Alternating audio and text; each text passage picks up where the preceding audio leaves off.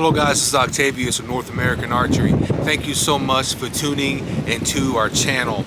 Today I want to talk to you about something that is very important and is off-season practice. Right now it's extremely windy at my house. We've had a lot of storms roll through, so I'm doing the best on the audio that I possibly can, but I like to shoot outside as much as possible, so bear with me. And so off-season practice is so essential for the bow hunter. So this is geared towards more the bow hunter. Now, off-season for most bow hunters is anything other than deer season.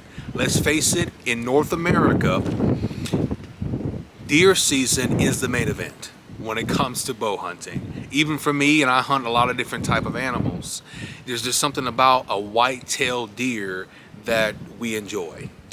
And so because of that, you have to come up with ways that can motivate you to practice throughout the year.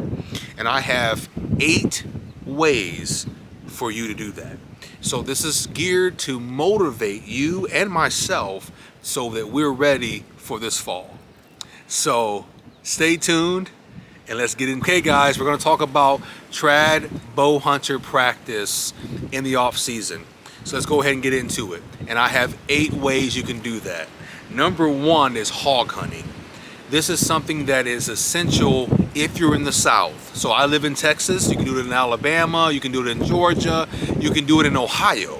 There's so many different places nowadays, whether it's a ranch or some sort of gaming park or it could be public land, where you can go out and hunt hogs all season long. A lot of folks on YouTube right now are doing so many videos on hog hunting. I've taken several hogs over the years with a traditional bow. This long bow I got in my hand right here. I've actually took 2 hogs last year with this bow in the spring.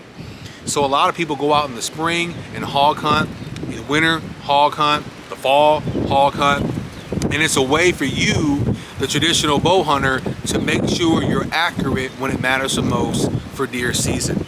Number 2 is turkey hunting. That's something that a lot of guys have never went with a bow for. They usually go out with a shotgun or a rifle, depending on what state you live in, and you never think to take out your traditional equipment. If you take out your traditional bow and you go turkey hunting and you are successful, you're never going to go back to going with a bow.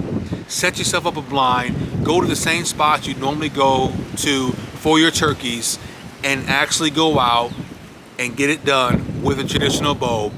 It's very challenging going turkey hunting because they are pretty impressive when it comes to knowing when they're being hunted. But I guarantee you, if you go out turkey hunting, you will never be the same after that with traditional equipment. Number 3 is small game hunting. So you can go squirrels, you can go birds, you can go rabbits, and a lot of different small game animals, and you can do it in season, which is the right way to do it. Some guys do it without being in season, which that's on them and depends on where they live. But if you go small game, you're hitting a very small spot, a very small animal to make a fatal shot. And I believe that if you go out and do small game hunting, you're going to be a much better shot when deer season approaches. So make sure that you don't fall asleep on going squirrel hunting, going rabbit hunting, going pheasant hunting, quail, different things like that, that you can go ahead and put an arrow in them, and it's going to make you a more confident hunter when it matters the most come this fall. Number 4 is stump shooting. Now stump shooting has a dual purpose and it's very important. Number 1, it makes you a better woodsman. You can go out and do some scouting. You can see the trails. You can see where deer are bedding down at in the spring, in the summer, into the early fall. And you can get a game plan together where you want to set your stand up. You can understand the corridors, the pathways, the feeding habits, all the different things, the watering holes that some of these deer are following, and you can set up accordingly, like I said, later on when the deer season approaches. So it makes you a better woodsman, a scouter, and you can also judge yardage. So when you put your bow and you shoot at a stump and you're guesstimating especially when you're an instinctive shooter and you're guesstimating on where that arrow needs to be on that stump. It's going to make you better in a pressure situation when you're out deer hunting, because sometimes you're set up at maybe a 20-yard, 15-yard shot, but if that deer was to come out 25 to 30 yards, are you able to take that shot confidently, and do you know the woods well enough to see where they're going to be going and where they're going to be coming to even set up a spot? So stump shooting is essential practice in the off season. Then you got number 5 is 3D shooting, indoor and outdoor. They have leagues for this. So throughout the whole rest of this winter into the spring, you could be doing 3D shooting. You can be doing indoor and outdoor 3D shooting, like I said, and they're both are fun, but it's going to give you a community with other people, like-minded hunters that are doing it as well in the off season, using traditional equipment, and it's going to make you a more accurate shot. And you're doing it as a competition, which applies the pressure. So now you're used to that pressure and having to perform a shot with one arrow. So then when you get into a stand and you have a deer underneath it, you're able to make that shot. Number 6 is find a shooting buddy. Find somebody you can shoot with. A lot of times we don't have guys we can shoot with, and it's hard to find those people because not a lot of people go with traditional equipment when they bow hunt. But the thing is it's essential to find somebody that is a bow hunter that uses traditional equipment and wants to practice. And you can go over their house, or they can come over to yours. You can go meet them at the 3D shoots, and you can do different things like that. Go hunt small game and put yourself in a situation to where you are both getting better, and you got a game plan together on how to get better. You're doing your drills, you're doing your different hunts, getting ready for deer season.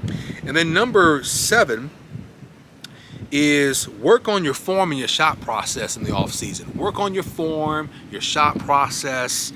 Make sure that you're fine tuning all the different things that you need to fine tune that you've noticed that you let slip when you were hunting hard and heavy all fall and all winter. So it's essential that you do that. It's essential that you do that throughout the year. That way when you're ready, when the main event comes, which is obviously deer season.